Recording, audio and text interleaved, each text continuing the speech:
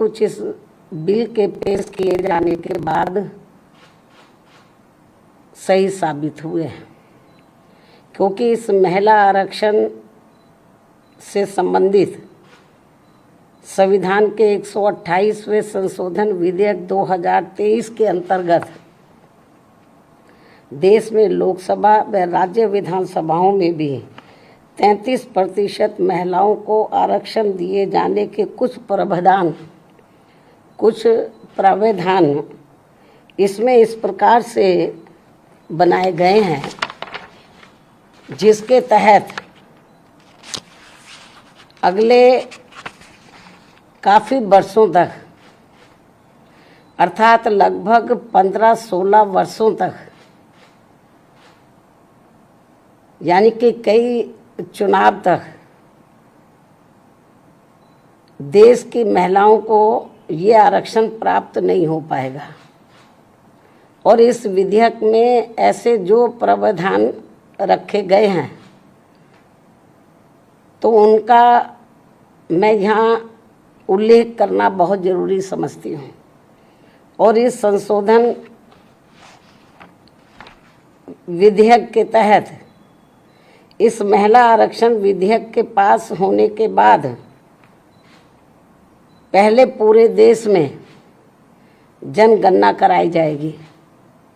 जब ये bill pass हो जाएगा हाउस में, पार्लियामेंट में, तो पास होने के बाद पहले पूरे देश में जनगणना कराई जाएगी। पास तो हो जाएगा ये, लेकिन तुरंत लागू नहीं होगा। और पास होने के बाद पहले पूरे देश में जनगणना कराई जाएगी।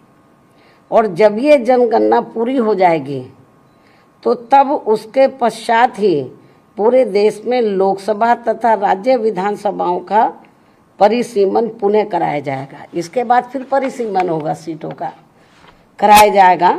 और उसके बाद ही तब ये महिला आरक्षण संबंधी संशोधन विधेयक लागू होगा। और ये बात भी किसी से छिपी नहीं है कि देश भर में नए सिरे से जनगणना कराने में अनेकों वर्ष लग जाते हैं। पिछली जनगणना सन 2011 में प्रकाशित हुई थी, जिसके पश्चात आज तक पुनः जनगणना नहीं हो सकी है। ऐसी स्थिति में संविधान संशोधन के तहत इस नई जनगणना में, जिसमें अनेकों वर्ष लग जाएंगे, तो तब फिर उसके बाद ही पूरे देश में परिसीमन का कार्य शुरू किया जाएगा, जिसमें भी अनेकों वर्ष लग जाएंगे। और इस परिसीमन के पश्चात ही तब फिर ये महिला आरक्षण विधेयक लागू होगा। जबकि 128वें संशोधन विधेयक की सीमा ही 15 वर्ष रखी गई है। इस प्रकार से ये स्पष्ट है कि ये संशोधन विधेयक वास्तव में महिलाओं को आरक्षण देने की साफ नीयत से नहीं लाया गया है, बल्कि आने वाली विधानसभाओं तथा लोकसभा के चुनावों में देश की भोली भाली महिलाओं को ये प्रलोभन देकर व उनकी आंखों में धूल झोंककर उनका वोट हासिल करने की नीयत से ही लाया गया है। इसके सिवाय कुछ भी नहीं है। जैसा कि इसमें कंडीशंस रखी गई हैं इसको लागू करने से पहले, जो शर्तें रखी गई हैं। और यदि ऐसा नहीं है, ये कहते हैं ऐसा नहीं है, और यदि ऐसा नहीं है तो फिर हमारी पार्टी सरकार से ये भी अनुरोध करती है कि सरकार इस विधेयक में से या तो इन दोनों प्रावधानों को निकाले या फिर कुछ ऐसे उपाय तलाशे जिससे इस विधेयक के तहत महिलाओं को जल्दी आरक्षण का लाभ मिल जाए। इसके साथ साथ यहाँ मैं इस बात की भी केंद्र सरकार से पुनः ये अपील करती हूँ कि 33% महिलाओं के आरक्षण के अंतर्गत SC ST को जो आरक्षण दिया जाए तो उसे वर्तमान में लागू आरक्षण के अतिरिक्त दिया जाए।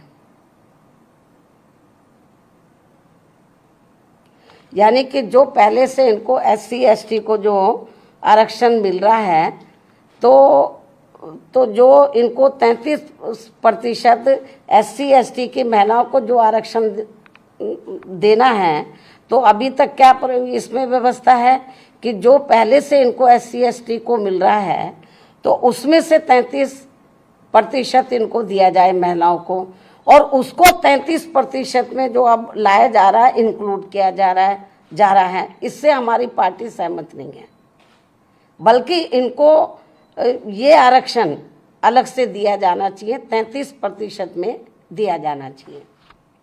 इसके साथ ही देश की OBC वर्गों की महिलाओं का भी इस महिला आरक्षण विधेयक में अलग से आरक्षण का कोटा सुनिश्चित किया जाना चाहिए।